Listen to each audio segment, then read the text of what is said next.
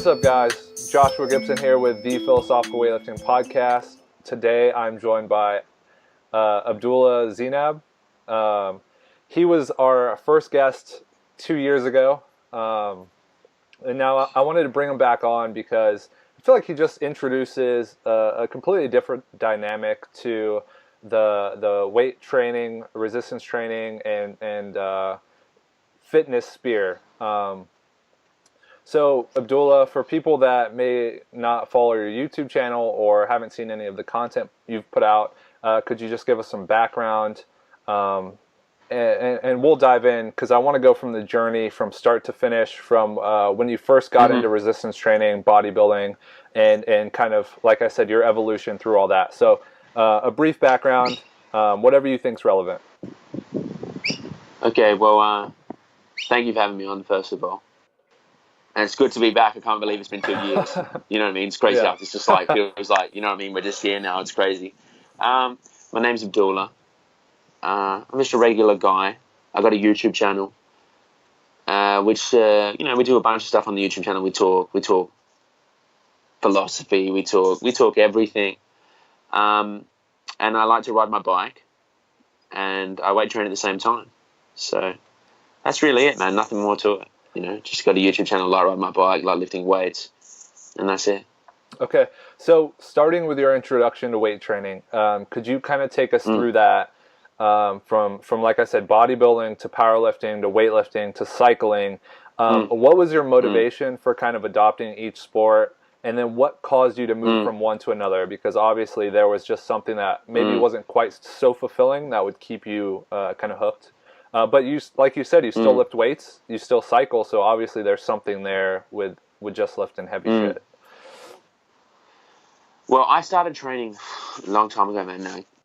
When I was, not really a long time ago, I mean, I was 16 when I got into weightlifting. I was kind of overweight as a kid. I wasn't that fat, man. Like, you know, like now when I look back on it, I wasn't that fat. But like when you're young, you think you know, back when I was thinking about it, I thought I was so fat. I was overweight, okay? And I was, it's kind of your typical like insecure 16-year-old schoolboy story, man, that probably a lot of people get into lifting weights because, you know, I was like, you know, didn't know what I was doing myself. I felt like, you know, like I wanted a bit of attention. I had a mate who was like he was like some sexy ass, like football playing, you know, ute driving dude. And, you know, we became friends. I don't know how we became friends, but we became friends. And he was lifting weights and he took me to the gym. Literally, this is how it started. He took me to the gym and we just started training, man. And automatically I started to feel like I just started to feel better about my life with lifting weights. I thought it was going to turn me into this like lean, muscular, 6'1", or, you know, everyone would love me kind of thing. And I just stuck with it, you know what I mean? I just stuck with lifting weights and I got really into bodybuilding. It became a bit of an obsession for me. You know, I had such a big void that I needed to fill when I started lifting weights that, you know, I really took it to the extreme straight away. I mean, like, I was doing crazy shit, man. Like, I was leaving exams in year 11, year 12 to eat, you know, chicken breast and broccoli. You know, I was at my year 11 formal eating protein bars that I had made at home. You know what I mean? Like, the most, you know, a lot of people have probably done that too. Just full Jay Cutler, full dedication, would do anything, man. Would do anything to make the progress. And, you know, I got a lot of good results at the start with my bodybuilding journey. And then I got to a point, man, I remember there was a specific point in bodybuilding where bodybuilding really changed for me. And I really noticed, it's not like I fell out of love with it, but it was a big wake-up call for me, that my relationship with bodybuilding was unhealthy. I think it was about the time I was like 18 maybe, and I had left school. And I already had felt like, you know, what am I doing with my life? I left school now, like, what do we do now? Like, you know what I mean? Like, I was thinking to myself, who am I already? You know, because at school they were asking me, like, who do you want to be? And I was like, fuck, man. How do you answer that? You know, how were you meant to answer that? You know, I felt like the first 12 years of my life, everybody was telling me what to do. And then, you know, like in a split instance, they were like, what do you want to do with your life?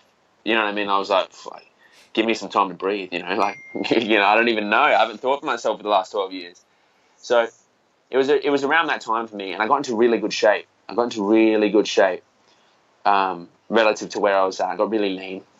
And, you know, like any time you get lean, it's a traumatic experience of just being tired and feeling like shit. So I was already emotionally a wreck.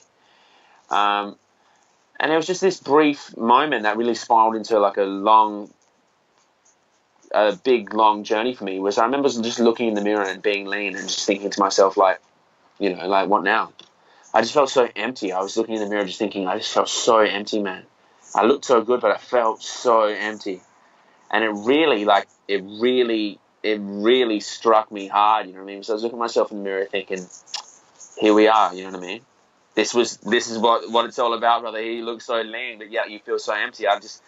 You know, like, I remember I just left through the mirror and went and ate like 2 skinny cows and like a chicken breast, and I just didn't know how to feel about it, man.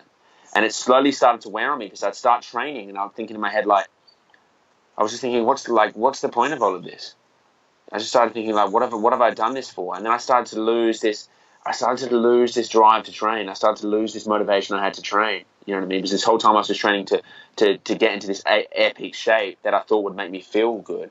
And then when I was there, it didn't make me feel good. Suddenly this motivation and drive I had to train was gone. And I just didn't know what to do. I kept training. It just kept getting harder and harder and harder and harder. And I kept training, but it got to the point where it was just so bad. And then it threw me into such a spiral that I couldn't handle it no more. It was really an identity crisis for me, you know what I mean? Because up until that point, all I knew that who I was in my own mind was this hardworking, bodybuilding, dedicated person. And if I wasn't that person, it was like, if I wasn't those qualities that I had attached myself to before, then who am I? I'm a nobody. I was like, I'm a nobody, man. I just like, what am I doing, you know? So that's how I really felt, you know. It was like a crisis, which sent me to the point where I couldn't sleep, and then, you know, like, for a couple of years almost not really sleeping correctly, like really bad insomnia. I was still training through that period. It's kind of a long story. I was still training through that period. And then I kept training. Oh, this whole time I'm not sleeping, and I'm having all these realizations. You know what I mean? I'm having all these things I'm learning at the same time, and going through all this crazy shit when I'm not sleeping, and, you know, like, about everything, just my whole life. I'm trying to work all this shit out. I'm just going over my training history briefly. But I kept training anyway. I knew deep down that it was the right thing to keep training. I knew it was important to me. My mind was telling me to give up, but something inside of me was saying, you know, no, you're doing the right thing. Just keep training, regardless of the fact that you're not making results because you're not sleeping and you feel like you're going crazy. And then, you know, once I got through all of that, you know, I started, you know, I was kind of off of bodybuilding. I was kind of, you know, it was distasteful for me. Like, in my mind, when I thought bodybuilding, I wanted to throw up. I didn't really give a fuck about being big anymore. I was like, I don't really care, man. So, you know, I switched to powerlifting because it was a good shift, and it gave me, you know, it was something to look forward to again with training, just because it was something new. I needed to spice it up in my own mind. So I started powerlifting. I continue powerlifting. And these reasons I keep changing, they're kind of the same. I'm changing for the same reasons, man. I just fall out of love with these things. You know, obviously the bodybuilding thing, I really fell out of love with it because it was unhealthy for me. But then, you know, I started powerlifting, and then I got over the powerlifting thing, and then I started weightlifting, like Olympic weightlifting, and same thing, man. You know, I didn't really know why I was getting into it. I just thought it was like a good thing at the time. I started weightlifting. And I learned a lot, and it was great. It was a great journey through weightlifting. And then eventually that ended, and then I found myself bodybuilding again. So I kind of went full circle with the whole thing. Do you know what I mean? Because I realized that I just love weight training, just in general. You know, it's the practice. What I found is it's everything. It's not really, the weight training is just the vehicle for what I love that training provides with my life. That's what I love. It's not specifically just what it wasn't specifically weightlifting. It was the vehicle that really transformed my life. And so that's how I look at it now. And so I just came back to bodybuilding, man. The cycling kind of picked up when I got through powerlifting, because I moved cities to a different city. I moved out of home to go to university, which I didn't go to. I just told my mum, I'm leaving. I need to go to university. You know, because it's crazy for an Arab dude to leave fucking home. You know what I mean? Like, it's just, you don't do that if you're an Arab. You don't leave home. You know what I mean? So I was like, yeah, I'm going to university. I told her I'm going to university. I never went to university. But I started working construction. I started riding my bike to work. And I started to really enjoy riding my bike to work. And I was thinking, fuck, man, I'm starting to enjoy this bike riding stuff. So I bought a road bike after that, because I was running a single speed back then. And it was kind of hard to go up these hills because I was really out of shape, just cardiovascular wise from doing a lot of weightlifting my whole life, training or whatever. And that was the start of my bike journey, man. And it's evolved from there into endurance, store endurance type stuff, and we can get into it if you want.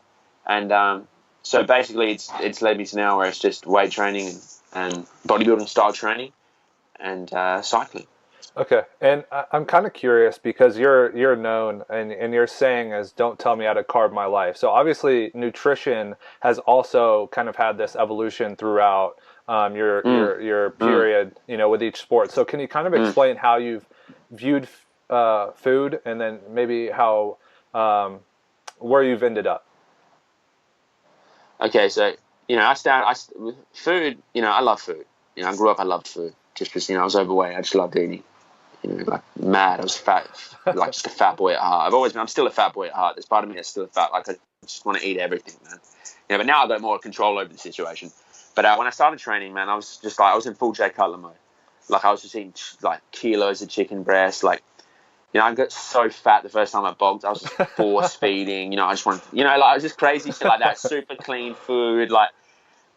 All that kind of shit, man. And then when I had that whole bodybuilding crisis, that's the whole time the internet was booming and the If It Fits Your Macros thing came out. And that was a golden time, man. Like I remember, like I said, I remember eating 2 skinny cows and thinking, like, man, like in that sense, I was like, life's crazy, dude. Like I get to eat 2 skinny cows and like I'm not gonna get obese or I'm not gonna lose all my results, So I went through this whole If It Fits Your Macros stage, and then after that, I was just eating like normal, man. Like I would just eat whatever I wanted. Like when I was doing powerlifting, weightlifting, and I was cycling and working, all that kind of. I was just eating what I wanted. I was eating healthy food. I love eating healthy food, vegetables, all this kind of shit. I was still eating high protein diet. I was still aware of my macros and calories, just because, of the previous history I had with If It Fits Your Macros. It's kind of hard. It's kind of hard to give that up, but I kind of escaped the MyFitnessPal prison. You know what I mean? Before, like you go from clean eating to MyFitnessPal, you're still kind of in the jail of food, and then you're eating skinny cows and shit or whatever. I mean, the prison cell just gets a bit bigger, you know what I mean? It's just a bit more luxurious, and then eventually I just gave it up, gave all of it up, and just started eating based on intuition. Like if I was hungry, I just made sure that I was eating, enough, protein here and there to make sure I was getting enough protein. But then I started hanging out, like a couple of years ago, I started getting into more cycling, and cycling has a big vegan community, has a huge vegan community. And I started making some good friends with these cyclists who are vegans. And, we started eating together, and it just started off like with me eating with these vegans and talking with these vegans. And, I started eating vegan. And I remember, I'd be at home and I'd be eating, I was still buying chicken breast, rotisserie chickens from the supermarket, and my friend was like telling me, he's like, dude, these rotisserie chickens are fucking disgusting. You can't be eating these rotisserie chickens no more. He wasn't a vegan, but he was like, dude, these rotisserie chickens are disgusting. And I loved rotisserie chicken. And I was like, you know what, dude, you're right. Because at the time I was wasting all my money on this rotisserie chicken. I was coming home and taking out the breast and then taking the skin off and then throwing away the rest of this chicken. Like, it was fucking crazy. And I had this pan and it was held dirty, and I couldn't even cook eggs on it or egg white. I used to eat a lot of egg whites too. I couldn't even cook egg whites on this pan no more, so I threw away the pan. And then I just started eating Greek yogurt. So I was like kind of vegetarian. And it's not like I saw some radical health benefits when I went vegetarian, because I was already training 6 days a week, riding my bike, active. I was pretty sound already, so it's not like I had some crazy revolution when I went vegetarian, like going from eating KFC, sitting on the couch, training 6 days a week. And then from there was another slow evolution to just making the transition to being vegan, which at the time I went vegan, I didn't really know why I went vegan. I was kind of just like, fuck, I'm just going to go vegan. It was more so a product of my environment. But as I stayed on with the whole vegan journey, there was more things that started to show up that came along with that choice that made more sense to me. That was started to fall more in line with, the way my view on the world, and the vegan diet, I should say, because veganism to me now, when I look at it, is more than just a diet. The diet, it extends to your diet. I remember my friend told me that. He's like, no, veganism extends to your diet. It's not just a diet.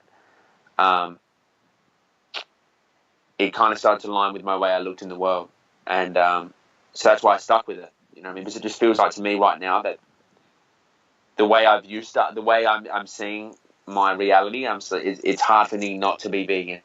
I feel like it's going against my values, my belief systems, and it's really hard to say something and then with your actions go the other way. You know what I mean? It just feels like you're doing yourself a big injustice in that sense. You know, to say something and to believe something, but then when it comes time to, you know, act on those beliefs, do the complete opposite thing, it just feels like I'm chopping my own nuts off or something. So that's why I'm still vegan. Yeah. So you said you were influenced by the cyclist, and that kind of led you to adopting that sort of diet. So from a younger age until now, who would you say were your biggest influences? Maybe people that have stuck out, and what have they contributed to your life? You know, like, you know, I had a few family members. That were really inspired. My grandma, like, I was never really inspired of, like, I never like watched TV and was like, man, dude, I'm inspired of fucking Arnie or something. You know what I mean? Like, the people that really inspired me that have consistently inspired me. I mean, that really struck a chord with me. Were more so just like people real close to me. Like, it was like, you know, I had family members like my mum, my grandmother, that were really inspiring to me. Just from a hard work and just from like this unwilling, like unbending fucking hard work standpoint. Just always hardworking, always courageous, and just super resilient. This resilience was just like inbuilt into them, and this lack of fear. I saw this lack of fear that I just wanted to have. So from my mum and my grandma, and you know, I had friends in cycling. I got a friend called, his name's Joey. He's got a YouTube channel too. He's hardcore into the vegan activism scene. He was also another dude, you know, because when I got into cycling, he was kind of getting into cycling at the same time, and he was getting into he was vegan before me, but he was really big into it, and he was just one of those people close to me that I could really relate to, you know, and so he always struck a chord with me, and you know, just within that, just if I really am to be honest with you about it, not many more people really inspired me, man, to, I don't know, for everything, you know, with training, with life, with everything. Just really few people really inspired me to, you know, I know it sounds arrogant, but as I continued, I started getting more inspired just on my own existence, just from myself. I started to find inspiration within myself, you know, to keep going and to keep enjoying my life, living my life, trying to improve my life. Just because I felt like, and no, I'm not trying to say that in an arrogant way, I just felt like as I started to peel back more layers, I started to recognize, you know, that like, fuck, man, it's pretty wild to be alive. And it's pretty wild, you know, to be in, my situation's pretty crazy. But I say that at the same time, I believe your situation's equally as crazy. I don't think being me is any more crazy than being you. I think it's equally the number one spot to be in. You know what I mean? Because I started to realize, like, this is, no one else is having my experience. I mean, the specific experience. And the same thing with you. No one else is having your specific experience. I mean, your experience within your own body, within your own circumstances. You know, and I think that's I started to feel like it was the ultimate gift, man. Like I'd been given the ultimate gift. You know, so that was always at a base level inspiring me every day I woke up. I was just thinking, fuck, man, it's crazy. Fuck, you know, what's going on, dude? I couldn't work it out. I was like, what's going on? We're just all humans walking on a fucking planet. Like, it felt like I was in a video game or something. So that kept me going. So really, you know, a combination of that with my family members was enough for me. Yeah. I definitely agree. I think we come from a kind of similar background in that there were just a lot of ups and downs. You know, for me personally, I had a lot of experiences moving around, and then kind of you know, enrolling into college or university, and then dropping out, and then going back in. And this kind of, what it does is it detaches you from a lot of people. So you kind of learn a lot of things for yourself, and you develop a very strong mindset. And I feel like that's kind of how you've come to yours. And when you say that you're not influenced by a lot of people, it kind of makes sense. You know, when you spend so much time by yourself, you kind of have to figure things out for yourself. So it's really interesting to hear from your perspective.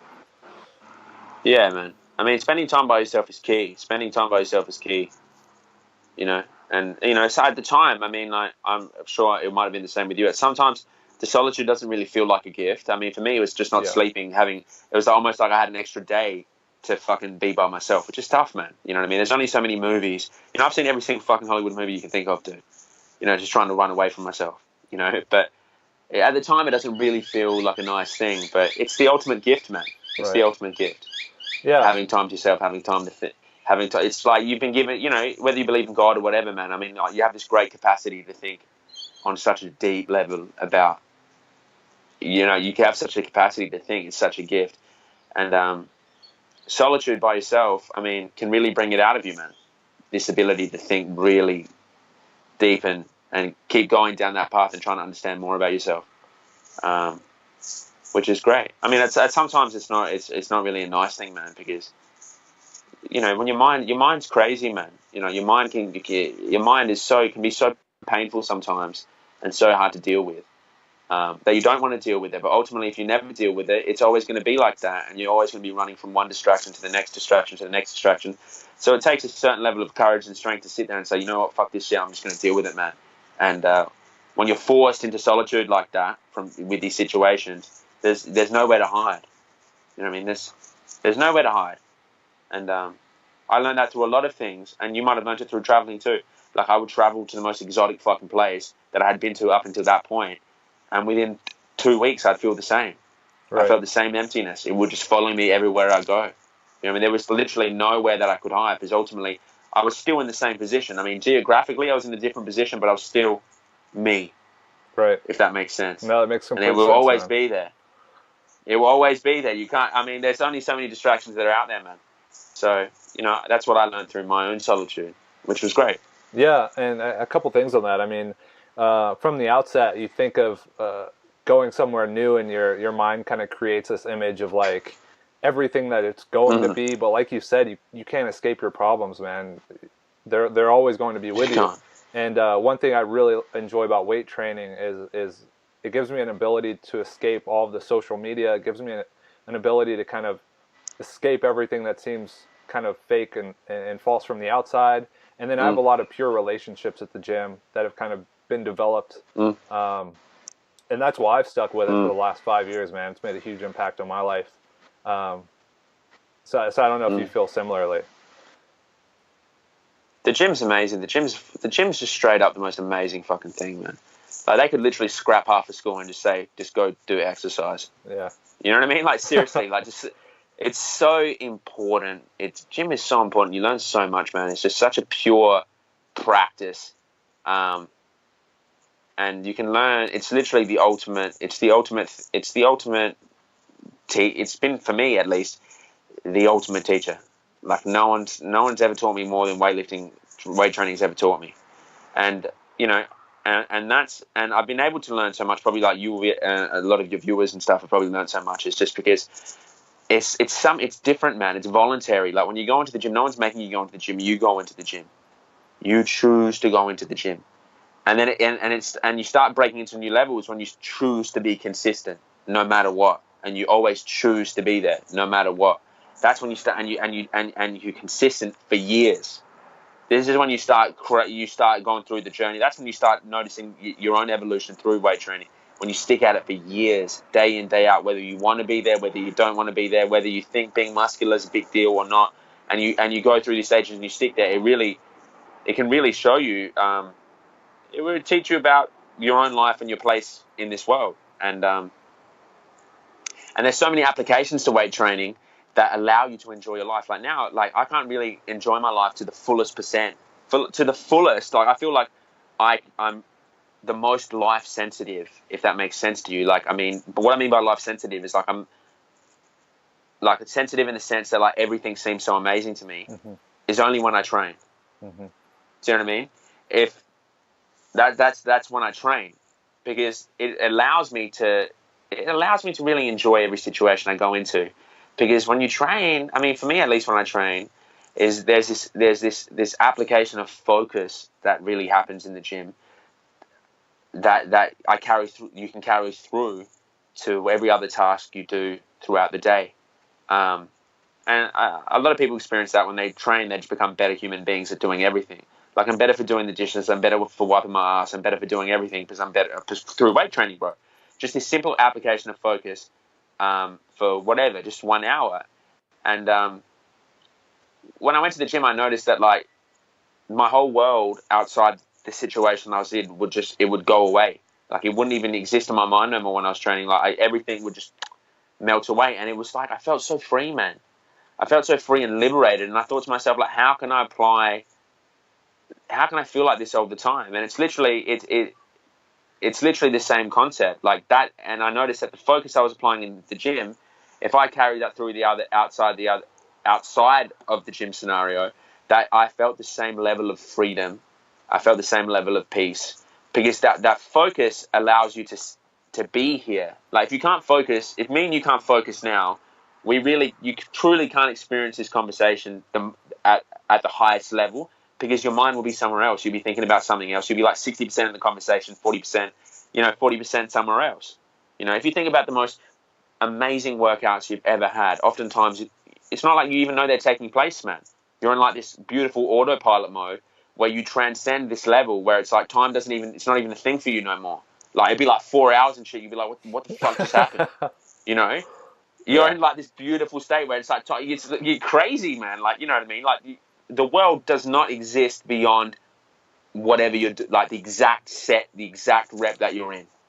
And it's so liberating. So training really helped me,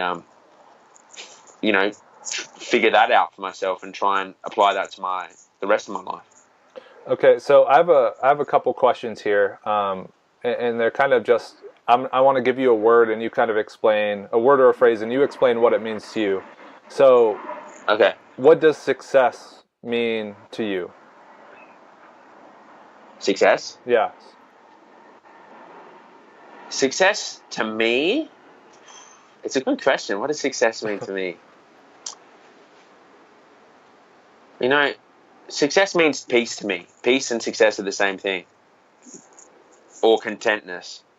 Success, content, being at peace, So I always feel successful when I'm at peace. And, so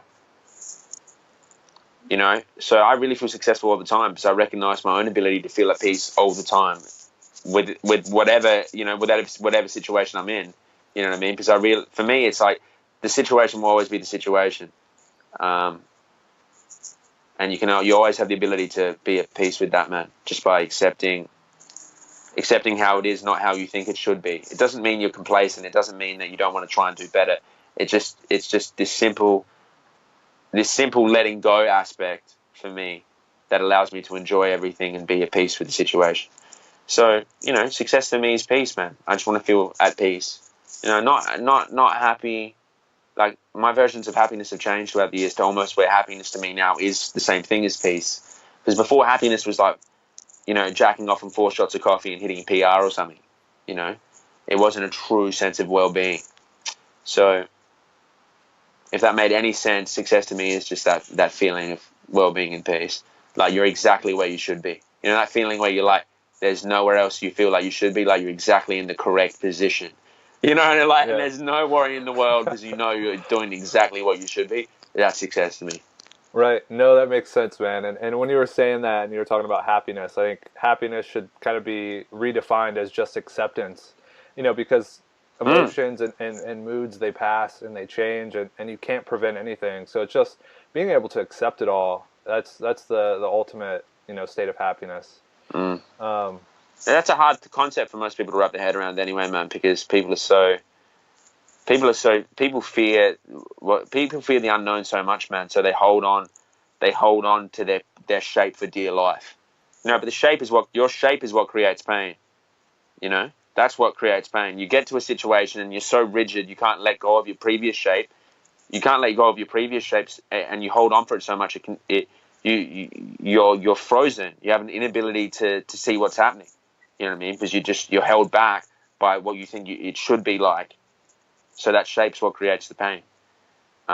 So being able to accept it it gives you a sense of peace. But I think some people sometimes hear that like, they think it's some iffy, whiffy, fucking universal type talk where they're like, you just have to let go and like be at peace with everything, and then you're just going to sit and home all day and do nothing. Nah, not really, man. It's just the fact that you recognize that the situation will always be the situation. Obviously, you control how you act in the situation, and you have the ability to improve that. But you're still recognizing that this is the situation, and you can't do anything about it now. Right. So my second kind of phrase, and it's one you use often, is "Don't tell me how to carve my life." So, can you explain what that means and why it's so impactful for you to kind of, use that almost as synonymous with Abdullah? Don't tell me how to cut my life. Like at the time I made it, man. Like it's meant so many different things to me, but like it still was just as impactful as when I created it. Just because, like, like it's just straight up. Like, how can anybody tell you how to?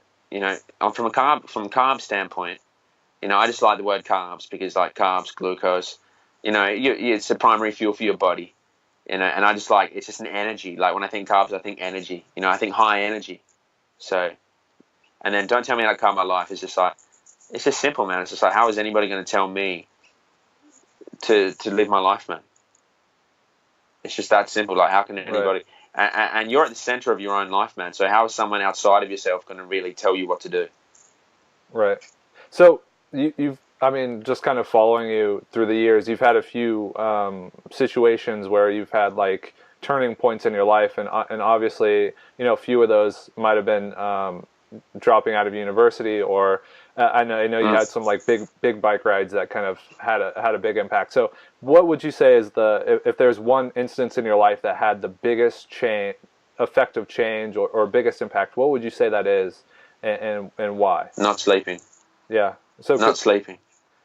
Not sleeping gave me enough. Not sleeping really knocked me off my shoes, man. It was almost like, if I can describe it to you, it was like almost before that I was asleep, and then when I couldn't sleep, I woke up for the first time. That's how it felt like, man. Like I was just seeing the world for what it was, like my situation for what it was, and I just felt so unsatisfied by it. I couldn't handle it, man. Like I just wanted to fall back into the reality that I was before. I was like, wow, this is too much for me, So it was really that sleeping was the number one most impactful. Not sleeping was the most number one impactful situation for me. Because it really gave me the shook, and I really just felt like I just woke up for the first time, and I was just like, fuck, what's been going on, man? And it was definitely hard, man. Just not sleeping will just tear you apart mentally. But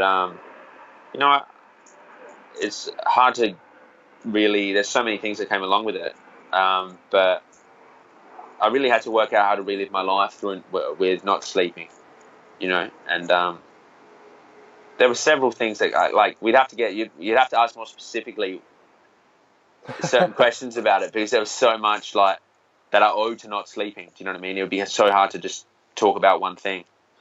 So was that something that happened like every single night? And then how were you able to kind of break that cycle? Oh, that's a great question. See, that's more easy to answer. Like the thing is, like, obviously you were sleeping. So I don't think you can not sleep and live, man. Eventually, you just have to sleep. You know what I mean? So I was sleeping a little bit, but it really truly felt like I wasn't sleeping at all. And the problem is that when you don't sleep, you just go mentally. Your mind becomes a piece of mush. It becomes so uncontrollable, man. And my mind was like a blunt fucking sashimi blade. Like it was already shit. Like weight training up at that point, I wasn't cultivating like a strong mind through the weight training I was doing. I was training just to be a big cunt, and everyone look at me and think like this guy's sexy or something. So it's not like my mind wasn't that sharp already, man. So put it under that much stress, it was cracking every day. So I made my sleeping problems worse because, as I slowly got more and more psychotic for not sleeping, I would have thoughts, and they would lead to another thought, and they would lead to another thought. And it was just an uncontrollable chain of thoughts that would lead me to like the darkest, like just the end point, which would be like, like I don't know if I really want to live my life anymore, man. You know what I mean? You'd be thinking about these crazy things. I'd be thinking like, man, maybe I should kill myself. This is too much now. I can't do it no more. That kind of crazy shit. But I really made my way back just through, I had to really accept the fact that I had a problem, man. That was a big thing for me, because the whole time I was just running away from this problem. I was having psychotic thoughts. I was having crazy thoughts, and I was just trying to run away from them, man. I wouldn't accept them, so like I was so debilitated by the fact that I even had these thoughts. I was worrying about the fact that I even had these thoughts. And then one day I just thought to myself, I was like, fuck, man, you've had these thoughts, hey, it is what it is. So I really accepted the fact that I had these thoughts and I had a problem. And then I just slowly worked my way out of it, man. Like, it was literally when your mind is like that, running at that quick of a pace, like in that sense, like you can't stop it. It really becomes a test of your own willpower and a test of like managing, literally every second the best you can. Managing every second the best you can. And that's what I was doing, man. Like I would make breakfast, I'd take a piss, I would do anything. And it would be like this chaotic, I'd go from one chaotic moment to a peaceful moment to a chaotic moment to a peaceful moment. And just trying to shift the balance, man, to just more, just a more of a peaceful environment for me to take a piss in, simply. And a big realization for me through there was like, up until that point, like, I was living on in a level where it's like, I really thought that I was my thoughts. Like, I thought that was just me. That's why I was so debilitating, because I felt like, how can you want to end your own life, man? I thought that was like, obviously it was just because I hadn't fucking slept, dude. And what I was doing before was already making me unsatisfied. So combine that with the lack of sleep and having an identity crisis, like most people, of course you'd want to take your own life. Anyone who's normal would want to take their own life in that situation. It's expected, So for me, it really taught me that I wasn't my thoughts. Like, there was more to me than just my thoughts, and I wasn't a slave to them no more, man. Like, it doesn't matter if I had a crazy thought, because the thought, it was just like, well, thoughts are meaningless unless you act upon them. Like, does it really matter if I want to kill myself, if I don't kill myself? Like, obviously it's an issue, because it's some evil shit to be thinking about. You need to work that out. But, on the level where it's like, it doesn't mean anything, man. Like, I would be in jail or fucking dead if every single thought I had was acted upon, and I just straight up would be, man, because the mind can be so evil. Like, I can walk past you and think, I'm fucking better than this cunt, fuck this guy, fuck this dude, but then a part of me will say to myself, like, no, you're not, man, that's crazy talk, So being able to detach from that part of me is really what allowed me to sleep again. And it was a long process till I slept again, man. Because it's almost like I had to relearn how to sleep now. No one ever teaches you how to sleep. You just sleep normally, but I had to relearn how to fall asleep again, which was quite difficult, man, because it's like, how do you relearn how to fall asleep? You're just, sitting in bed. It was more so just being able to, it was more so I had to go through some serious mental training to be able to get into bed and be able to, calm my mind down to the point where I could fall asleep again. So you have a YouTube channel we touched on earlier called the Glucose Network that's kind of dedicated to providing information that you feel would be useful for pretty much anyone. So for someone that's never never watched your YouTube channel, can you kind of explain what your goal is with it and kind of your plans going forward? My goal with the YouTube channel now, man, is just to make people feel like they're the fucking, like they've been given the most ultimate gift of life itself. Do you know what I mean? Mm-hmm. That's really at the base level. That's how I want people to feel. And I don't really have any. That's just my main goal. It doesn't really go beyond that. You know what I mean? I don't have really, like, a part of me recognizes that I would love for it to be a big channel with millions of subscribers, just because that would give me more reach for people to hear the message. Do you know what I mean? In the videos I try and bring that message through, we joke, we make jokes, and we do all this kind of shit, but that's really the message I'm trying to bring to them. And, just kind of, even if people don't think what I'm saying is right, they don't understand it yet, or they don't think what I'm saying is right. I'm not saying what I know, what I'm saying is right in any sense. I'm just trying to share my experience and what I think would make someone else, might help somebody else, man. Because I know how bad it can feel to feel like you're not getting your piece of the pie. I know how bad it feels to feel like you're not where you should be. I know how bad that feels. I know how it can tear you in fucking half. And I would never, and once through experiencing that, I would never want somebody else to feel that way, man. Because it's just a painful fucking thing. So that's what's my main goal with the channel is, as of now. It's beyond, it's beyond just trying to be fucking famous for the sake of it and make hell YouTube cash. And, So it's beyond, it's way beyond that now. If people were going to your channel and wanted to watch one video, which one did you feel was the most impactful video that you put up on your channel? I got, like, I don't, it's, I, honestly, I don't even know. I don't even know. And if I was going to even, like, go through the statistics and look, like, I don't think there'd be one video. It's very specific to the people's situation, man. And so many people at different, I think some of the most impactful ones are the talking ones. Yeah. I think that, like, some people don't really like the talking ones. Some people like the talking ones. I feel like the people, sometimes when they like the talking ones, they're searching for something anyway. That's why they like the talking ones, or they're kind of, I don't know, they're trying to find something. I'm not sure, but it's different for everyone, man. Because everyone's in a different situation. You know what I mean? Like, some people are struggling with something. They watch one video, they feel like, fuck, that makes fucking sense to me. Sure. You know what I mean? I don't think someone sees someone like me blending a smoothie and thinks to themselves like, wow, this is really revolutionized.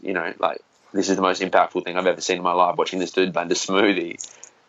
Maybe it is. I don't fucking know, but it's really individual to the person's where they're at, really. Okay. Well, let me flip this question around then. To your past self, say when you first kind of fell into that kind of darker place, if you were to show yourself one of these videos, so someone in a similar situation that might not be happy with where they're at, or might not be able to maybe they have insomnia and all of these problems, which video would you show them and say, watch this and just try and follow it? Fuck, dude, I actually don't even know a specific video. Like, might be one of my, it would be like maybe like a bike riding video, maybe a Q&A like of a bike riding video. Maybe, I got a few, I haven't really watched them in so long. Like, maybe I've made a video on depression years ago. I don't even remember what I fucking said, dude, to be honest with you. I don't even remember what I said. Maybe even some of the recent ones, like, I'm really happy with the last 2 Indie Pack videos I made, just because, they got some stuff in there that, like, took me quite a long time to work out for myself, maybe one of those videos. I'm not really sure, man, to be honest with you. I would just tell my previous self to watch the latest content. I'll just go through there and see what you pick out, man. Maybe you're going to pick out what you need to hear. Right. So, kind of touching on the bike rides, you've had many long distance bike rides. Can you explain why you do that, and maybe what the benefits are for you? Okay. Well, there's not really many. I mean, there's more of a fucking. There's a lot of mental benefits and a lot of spiritual benefits, I should say. Physical benefits are like, there's no real physical benefits other than being ready for the apocalypse or something, where like someone puts you on a bike and says, okay, ride now for like 3 days straight or something. You know what I mean? Like, it's not like you're going to get lean and jacked and powerful. Like, if someone's going to steal your bag, it'll be like, all right, give me 5 hours to warm up and then I'll catch you. Like, so it's, basically, man, with the long distance cycling it's not really, in the moment of it, what I love about it is it's such a journey. That's why I love it, because there's moments in that shit where it's really not that enjoyable. You know what I mean? But for me, long distance cycling is the art. The more I do it, it really becomes the art of letting go. You have to really let go when you do long cycling, man. Because it can become so fucking painful, man, if you don't let go. And you can find yourself swinging from one emotional roller coaster to, like, when you first start doing long distance cycling, man, you swing between one emotional peak to one emotional valley. Like, 1 minute you feel like euphoric, you feel like it's just chemical reactions going off in your brain, you're just sunsetting, you're listening to Mobb Deep, you think like you want to shoot a fucking Uzi or something, you feel like crazy. Second you're like literally you'll float from one emotion to the next emotion within a second, man, so quickly. So you learn to feel this. You learn through long distance cycling, like, the only way for you to feel a constant level of peace with the cycling that you're doing, whatever's happening, is to just simply to let go and accept what's happening, and that keeps you in more of a baseline emotional level.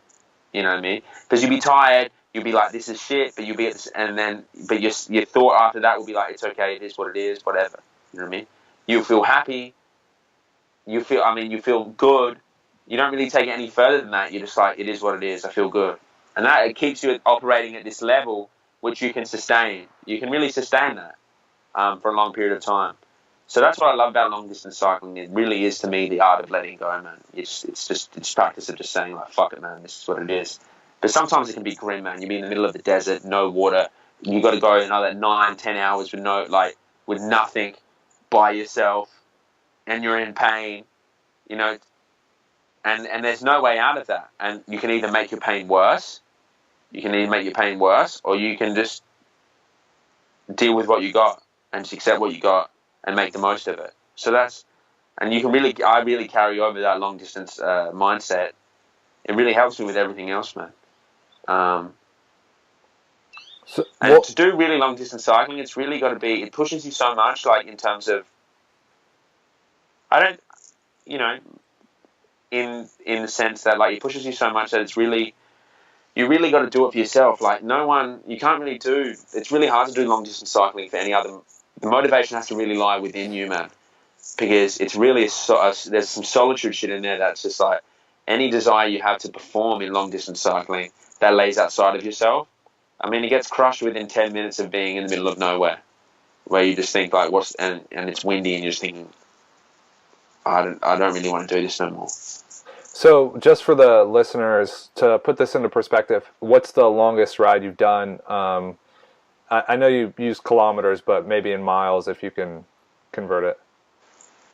The longest ride, I mean, this is broken up by a few naps. It's really not that long in the scheme of it all, though. Do you know what I mean? It's only about maybe 750 miles. That's long, man. Which isn't that long, man, considering it's not that long. Like, the one I'm getting ready for now is like, it's probably like 3,500 miles or something. I'm not even sure. You know, like, oh my gosh. Yeah, 3,500 miles. You know, which is crazy. Well, my question is why?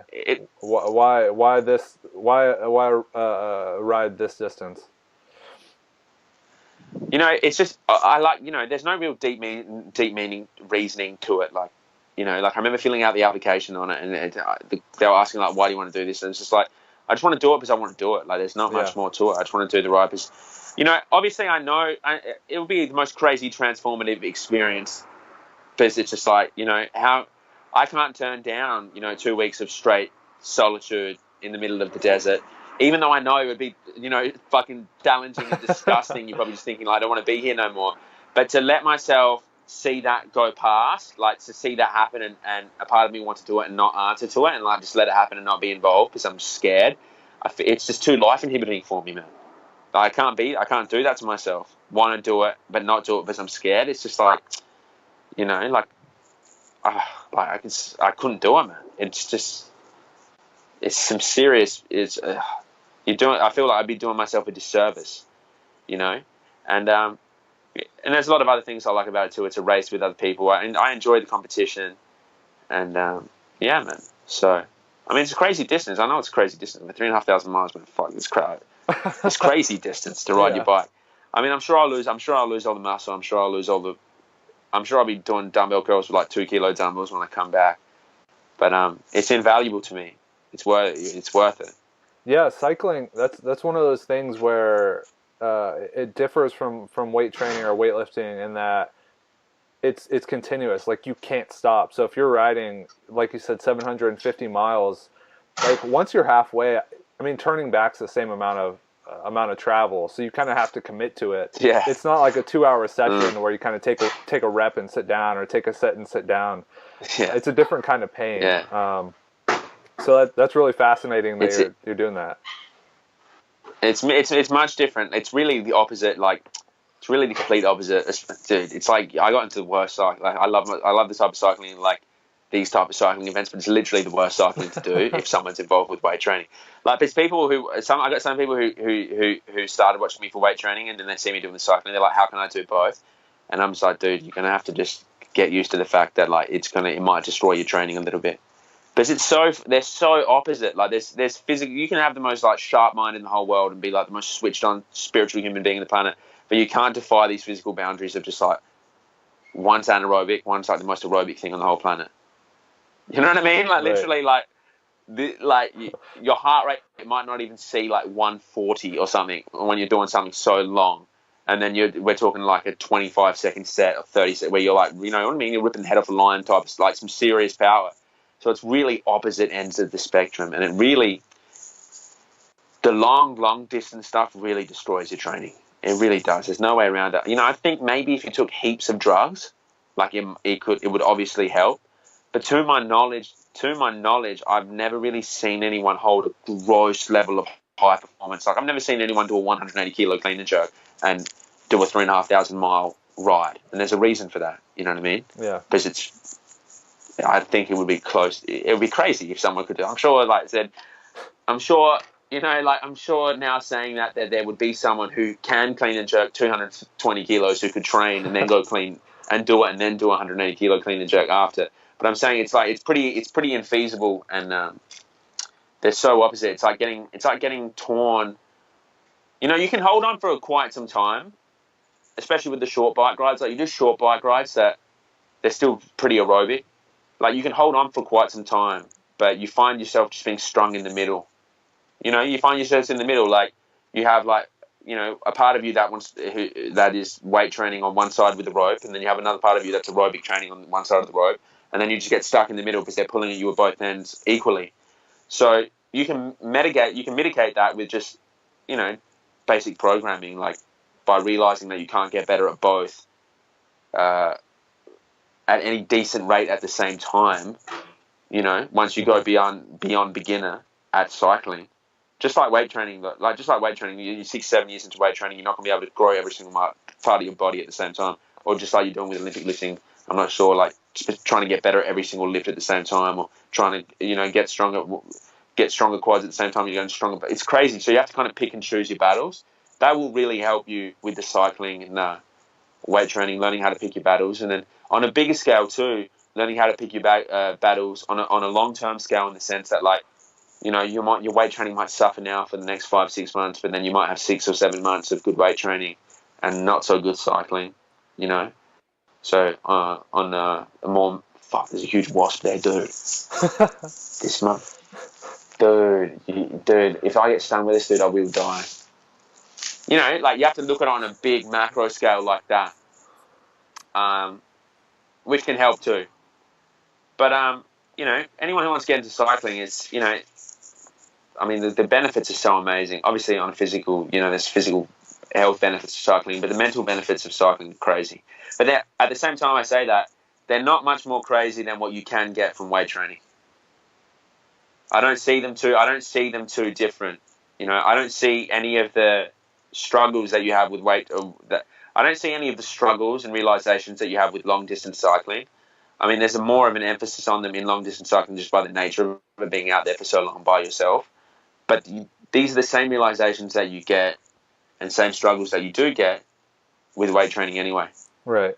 Yeah, and I think at the end of the day, it kind of comes down to what are your expectations, because in reality, like, as a natural athlete, you're not going to get super muscular, you're not going to get huge, and you're not going to get, like, I mean, you'll get pretty strong, but if you're not trying to compete at like a high level, it's kind of just beating yourself up more than needed. So, you know, to be fit, like you said, it just takes a balance, and that kind of goes with that's true. And the training thing is, especially for the natural lifter, like, you know, I'm not a big fan of steroids. Like, I'm not, if I'm going to be 100% honest with you, like, not be politically correct, I'm not a fan of steroids, and I never really have been.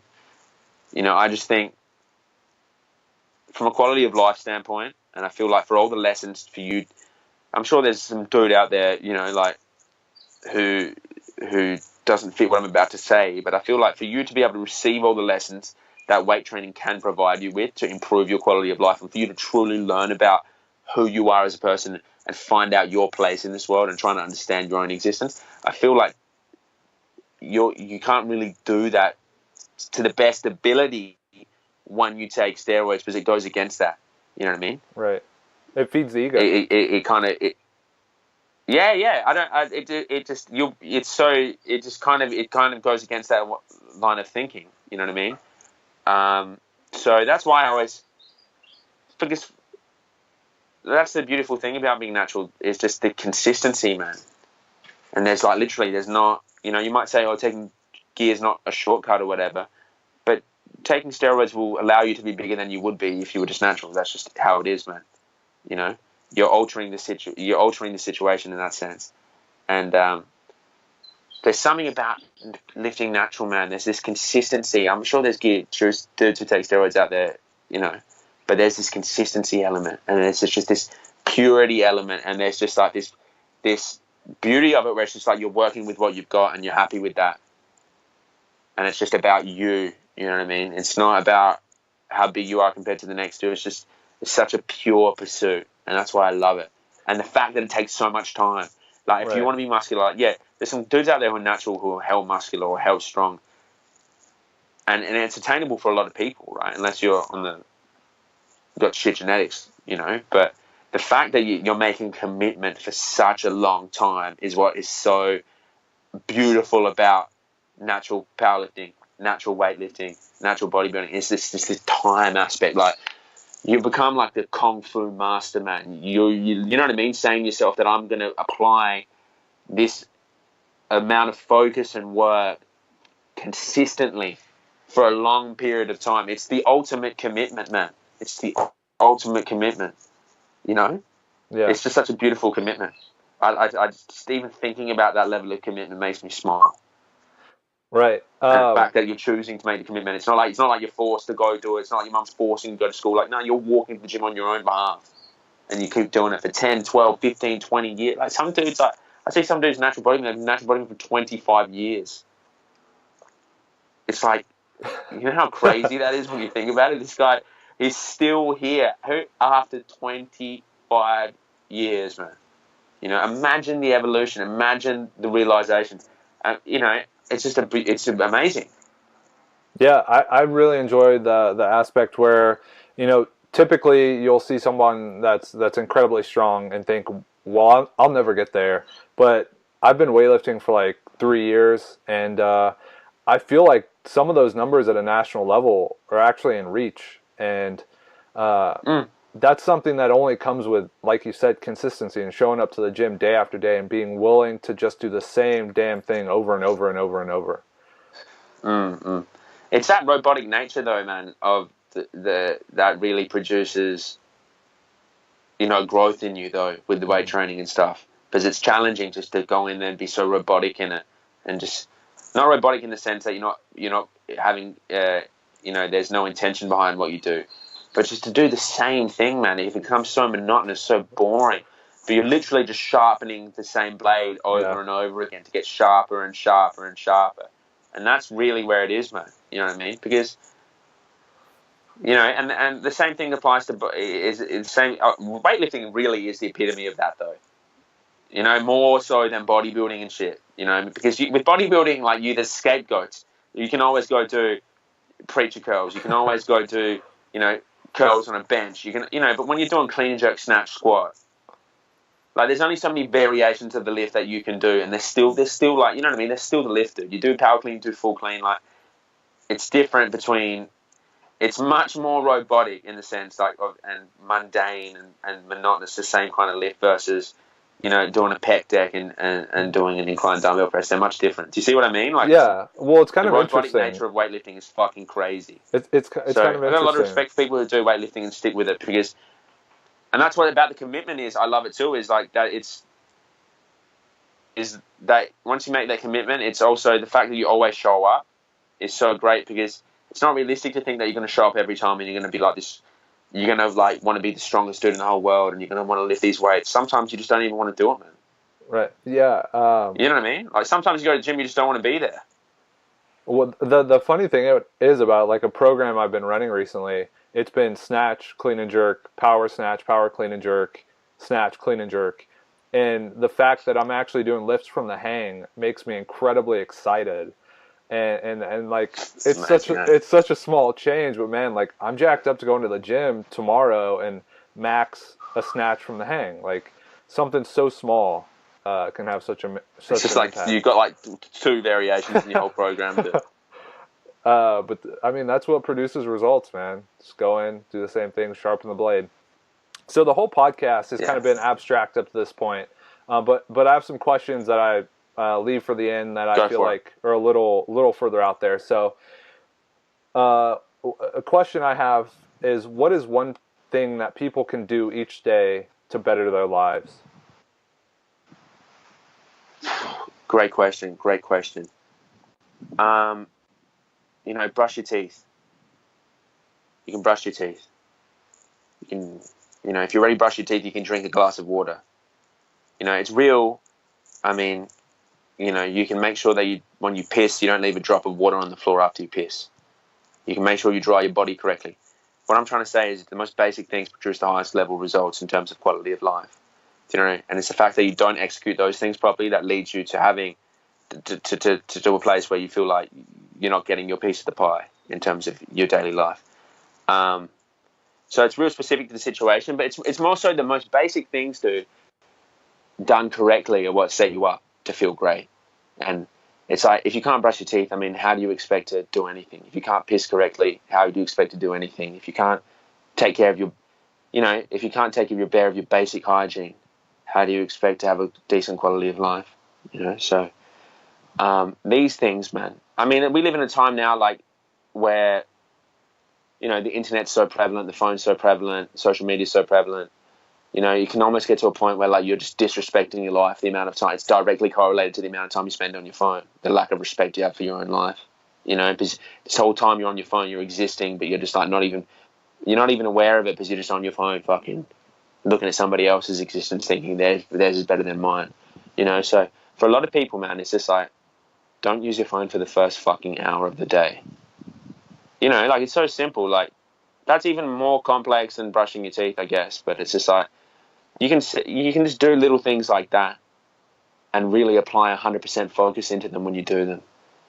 And the start of the day is a great day to do that because it's the first things you're doing. Like, in an ideal world, man, for most people, it would be like, wake up out of bed, you know, think to yourself, have a quick thought to yourself and think, fuck, man, I'm a human being. No one knows where we come from. No one knows where we're going to end up. You know, I'm in the best video game in the whole fucking world. How can I be scared of anything? You know, no one else is living out my specific reality. I mean, start the day with, you know, big awareness check of like what's happening. Remind yourself that you're alive. Remind yourself that this is all taking place. Remind yourself that you're in your body. These are your hands. Like, you look at yourself in the mirror and go, what the fuck, man? That sets you up to be, that's really sets up a level of humility in you, in the sense that you understand that you're receiving the gift of existence, of life. You're receiving it. You know, that's great to start with. And then you continue from there, man. And then it's literally, I think it's really key in the start of the day to every task that you do quite early on, man, to bring the 100% focus to it, like unbending mind focus to it. Like, and that's why it's great to train straight away. You know, if you have the opportunity, I think most people have the opportunity, or they can work it out or learn to. It's just to train as soon as you can. You know, like, why would you want to wait till 5-6 p.m. to train? You know, if you have to, you have to. I mean, it is what it is. You know, wait till 6 p.m. to train, man. It just seems a bit backwards. You know, so training is always a great thing in the morning. Making sure you brush your teeth correctly is a great thing in the morning. Taking the piss correctly is a great thing in the morning. You know, that bringing that focus to every single task is a great thing in the morning. And it's always great to tell people that, man, because, like, you know, a lot of people think there's just some like crazy fucking 208 word mantra they got to chant. They got to sit in a full lotus position, meditate for 5 hours. They got to, you know, there's some juice detox they need to be doing. But it's so simple. You know what I mean?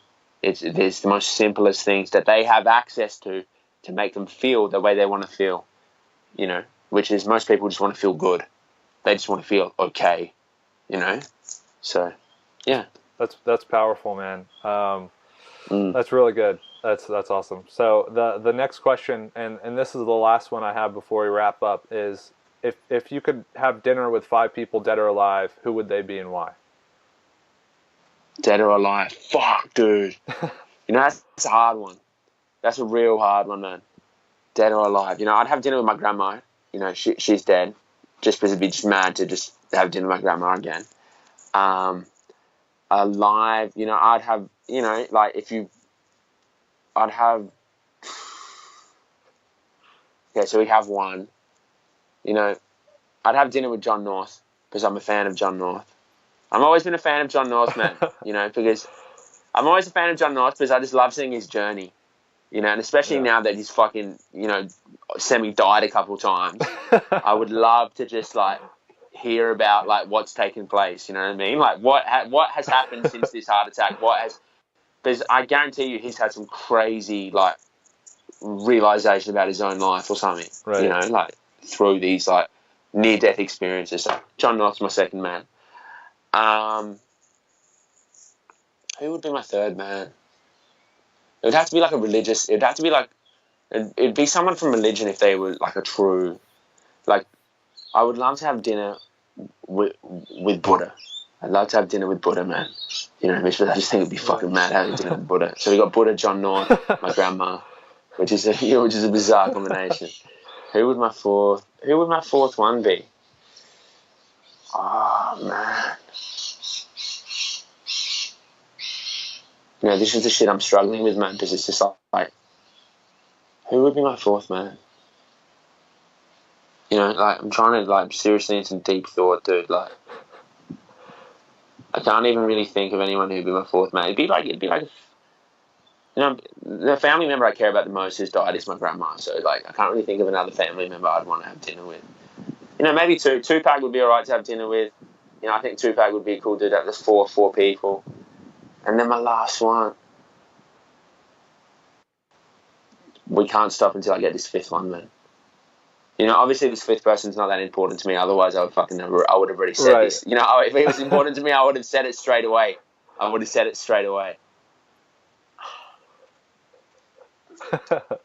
Fuck, dude. Like, who? You know, like, who is that fifth guy, man? You know, like, I can't even think of it, dude. Let's keep it at 4. I can't even think of it. Okay. You know, but to be honest with you, man, like, the most important person to me to have dinner would be with my grandma. You know, and that's why I thought of it straight away so quickly. I mean, out of everybody. And then the religious characters, I'm fascinated by religion. You know what I mean? So it wouldn't have to be necessarily Buddha. It could be anybody, man. I mean, if you classify any sort of leader of any religious or any spiritual movement, I would love to meet. You know, I'd love to meet the Dalai Lama, man. He could be my fifth man. All right. Yeah, he'd be my fifth man. Just because I would love to just be like, dude, I just love to hear the thoughts, eh? That's a strong starting 5, man. That's a strong 5. And Abdullah, I really want to thank you for coming on, man. I really appreciate your time, and I feel like this is something that's vastly different than everything else I've kind of produced on this podcast. So I think it's nice to give some real insight into what's going on and a lot of the struggles we all face. So as far as like plugs go, I don't know if you want to direct people to anything or if you have anything you want to share, any projects, but now's your time.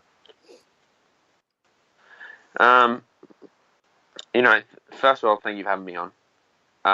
I really enjoyed it. You know, I mean, this is what I love about podcasting. You know, it's not one of those activities where it's like time doesn't fucking exist no more. Like, you know, you do 2 hours of podcasting, it feels like 2 minutes. Yeah. You know, it's, you know, like sometimes doing 1 minute on a stationary bike feels longer than this. You know, so, you know, that's what I love. Thank you for having me on the podcast. It's like my number one favorite activity to do. But, you know, if people want to check out the channel, come check out, it's the Glucose Network YouTube channel. We upload videos maybe now once a week, getting ready for this bike race coming up in March, you know, once a week. And that's really only where I post, man. I don't really post on Instagram no more. I don't really use much other social media other than, you know, YouTube. And, yeah, man. I mean, it's good to talk, you know, like it's good to talk about these things, man. It's just good to talk about what does it mean? I mean, you can't really, how can you really go into it in detail in 1 hour and 23 minutes? You can't. Right. But it's just good, if anyone's listening, just to remind people of, you know, the questions and the things that we all face, man, as human beings, man. You know, these basic things that really aren't talked about, that are major fucking issues. You know, like, major issues. I mean, once you realize that you're like, one stop short of like a girl with daddy issues with the biggest identity crisis on the whole planet. You can kind of work that out and stop the problems from happening. So, all right. I mean, it's been a pleasure, man. Yeah, I'm just gonna quickly sign off of the podcast, and then we can just exchange goodbyes afterwards. Mm-hmm. All right, so Okay. everyone, I wanna thank you guys for listening. If you made it this far, I really appreciate the support, and you know, I don't make any money off this. I don't get anything from doing this. I just want to try and put out good content that hopefully will have the impact on you that it's had on me. So I thank you guys again. I can't say that more. If you liked it, like, share, subscribe. You know, that all it does is make the podcast grow. So thanks again, guys, and we'll catch you on the next episode.